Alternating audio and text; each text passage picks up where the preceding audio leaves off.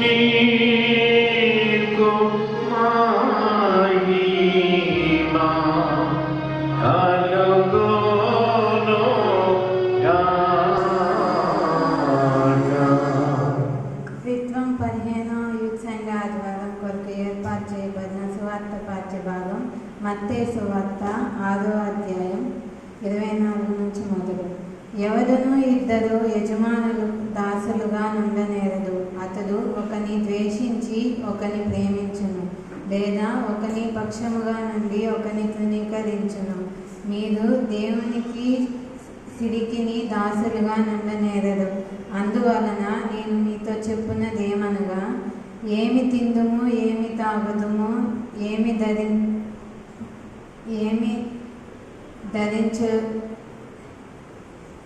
తిందుము, ఏమి తాగుదుము అని మీ ప్రాణమును గూర్చి అయినను, ఏమి ధరించుకొందుము అని మీ దేహమును గూర్చి అయినను చింతించుకుడి.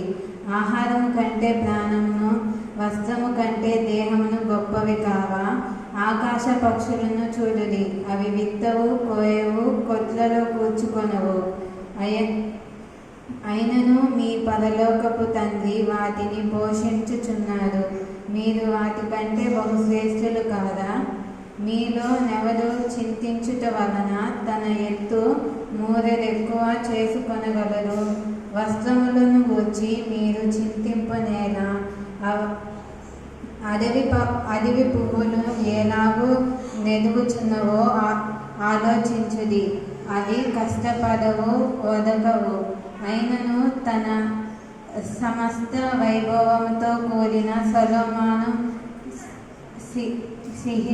సహితమే వాటిలో నొకదానైనను అలంకరింపబడలేదు.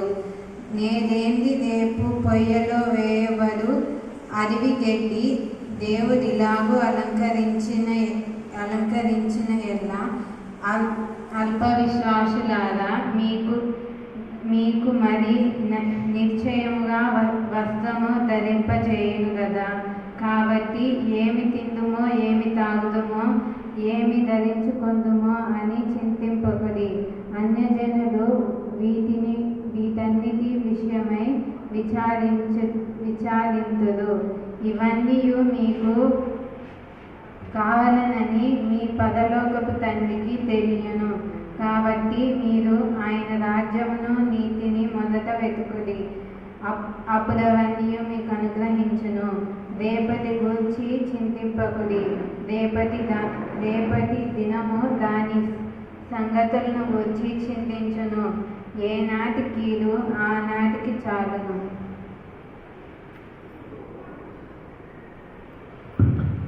ఇతరులతో ఈ యొక్క స్వార్థ పాఠ్య భాగం ముగిస్తుంది.